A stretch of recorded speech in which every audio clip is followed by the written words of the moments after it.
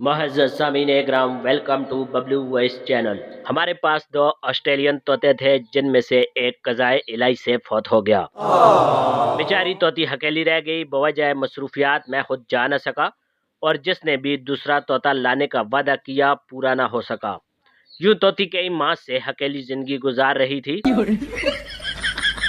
آج ہم نے ارینج میرنج کا سوچا اور بالآخر ایک برڈ ہاؤس پہنچے اور ایک برانڈ نیو طوطا لے کر آئے۔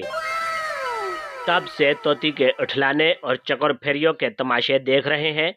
وہ کبھی پر پھیلاتی ہے، کبھی چونچے مارتی ہے اور کبھی طوطے کو اپنی طرف متوجہ کرنے کے لیے آوازیں نکالتی ہے۔ جبکہ طوطا صاحب جانے کس موڈ میں بیٹھے ہیں۔ بیگم نے میری طرف دیکھ کر شکایتی نظروں سے دیکھتے ہوئے کہا، یہ طوطے کے مزاج دیکھ رہے ہیں جناب، سیدھے منہ بات ہی نہیں کر رہے۔ وہ بیچاری کتنی کوشش کر رہی ہے۔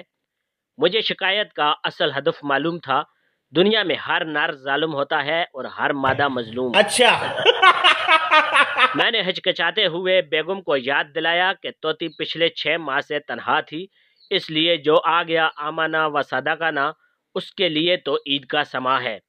اب طوطے کا سوچئے، اس بیچارے کو میں 17 دوسری طوطیوں کے درمیان سے اٹھا کر لایا ہوں، تب سے وہ اسی ایک طوطی کی چیں چیں سن رہا ہے، ایسے میں اسے تھوڑا سا منہ بسورنے کا حق تو دیں۔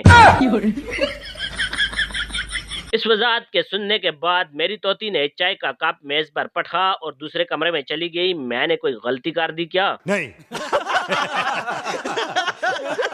معزز سامعین اکرام، ایک داماد اپنے سسرال گیا۔ جب کھانا کھانے لگا تو پیالے میں موجود شوربے میں نوالا پھیرا، ایک طرف سے دوسری طرف، مگر کوئی بھی چیز نوالے سے نہ ٹکرائی۔ اچھا۔ ساس سے پوچھا، ماسی یہ کیا پکایا ہے؟ وہ بولی، تمہارا خالو نہر سے مچھلی پکڑ کے لایا تھا، وہی پکائی ہے۔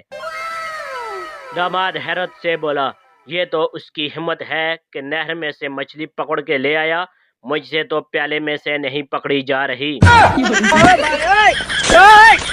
سامعین اکرام، کیسی لگی آپ کو ہماری آج کی ویڈیو؟ اپنی قیمتی رائے کا اظہار کمنٹس میں ضرور فرمائیے گا۔ ملتے ہیں انشاءاللہ کسی اور ویڈیو میں، تب تک کے لیے اللہ حافظ۔